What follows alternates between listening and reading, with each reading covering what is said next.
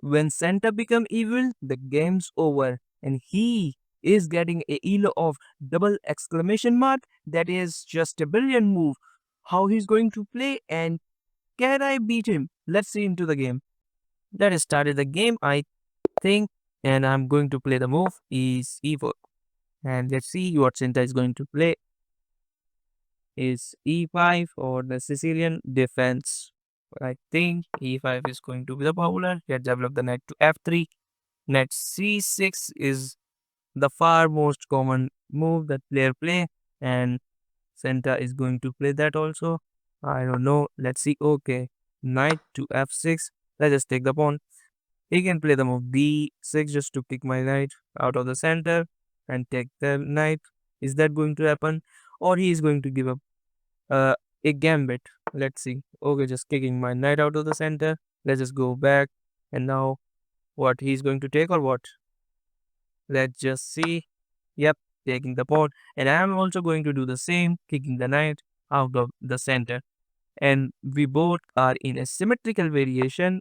And I have and I and him also both lose a pawn. Now in the next move, I'm just going to castle. That is my premium plan, right? Just castle the king side. We can play the bishop too. Also g5 just to pin the knight, but the bishop is also when dark square bishop is preventing that pin. So why make wasting a move? Now we can play the rook to e1. We can play multiple moves, but what I like here is just bishop to f4. That makes sense. And maybe if knight just attack the bishop, we just go back. Oh, bishop to f5. Okay, that is also complete good. Let's just centralize the rook with rook to e1. That is looking completely normal. We can go bishop back to f1 just to open up the rook's diagonal. Or what is this? h6. Maybe he's going to play g5 next or what?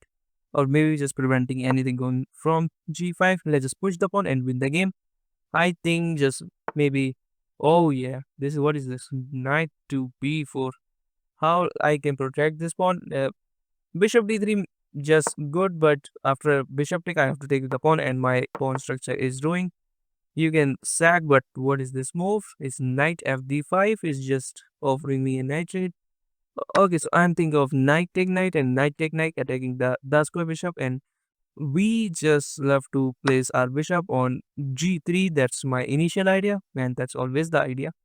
We are just going to push the bishop to g3. That is the idea, and now my king is completely safe and have no effect. And now I just love to play c4 is just to kick the knight from the center because it is looking great in the center. I just kick the knight from the center. Okay, knight to what is this? b6. What is this? So after I push the pawn take pawn, queen take, and when I take with the rook, it's completely looking like a draw position, but I think I can try and knight to. Oh, that is hilarious. Let's just attack this. Now you can take the pawn, but after pawn take pawn, queen pin the knight to the queen. That's why he just moved the knight out of the center. And I just take the pawn. He's going to take with the pawn or with the bishop. He's going to take with the pawn. And that is surprisingly good. Now I can play the move queen to, I think e2 makes sense. And now we are just pressurizing the dark square bishop. What is this move?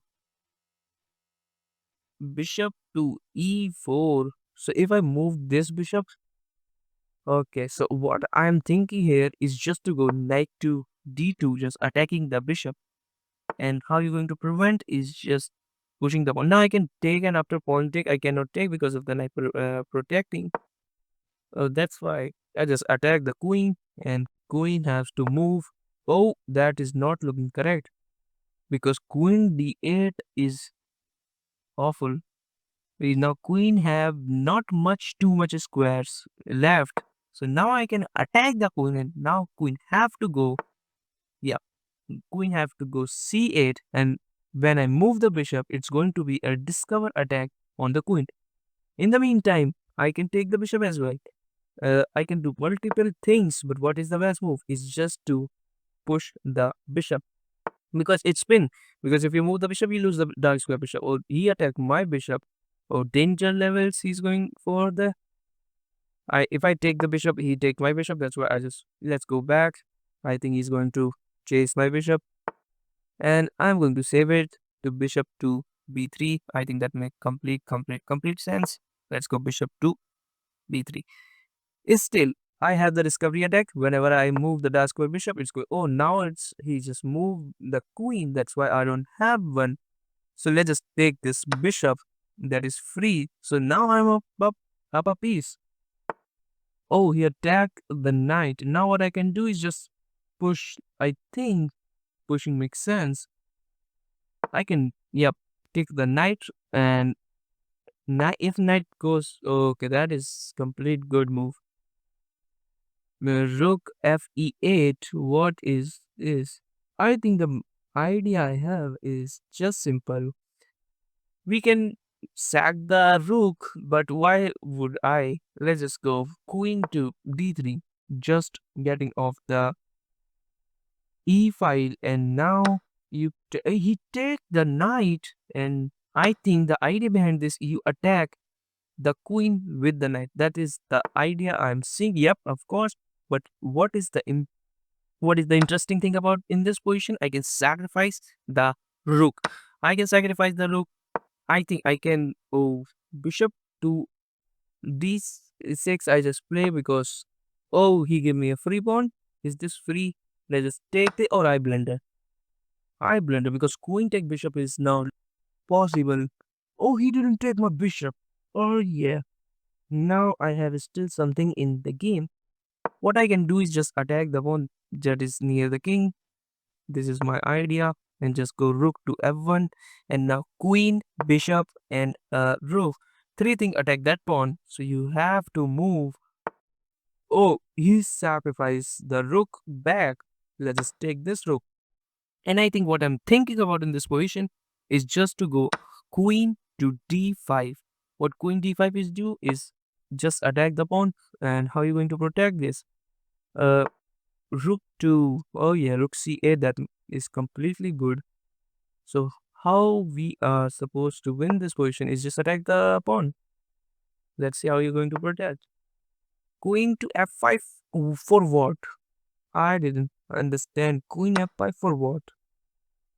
You have the check. I understand you have check, but I just go king f2. Now what? You're going to take the pawn with a check or what? Oh, he takes. Oh, he take the. Okay, that is also reasonable. But now I lose the b. Yep, I lose the b2 pawn. Oh, I blunder.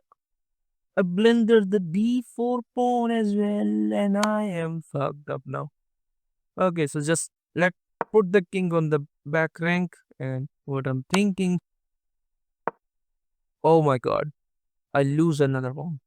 I don't believe my eyes. Oh, I just want to save. I just want to be safe. That's why I just lose three pawns. Literally, I just lose three pawns. And for what reasons, I don't know. I think I just play this h3 to just no back rank checkmate, and queen to a1 is the idea. If we push, we take. Queen to b3 is not working because we just offer a queen trade. Do you want to trade Sinta or what? Oh, he trade with me, and I think my king is far enough. I think I'm just going to enter with my king. He's going to take. Okay, let's just place the king into the center. That's what I'm thinking. Okay, this move is I can open off, but I don't want because this is just a pass pawn. So why would I? Let's just take, and what am king.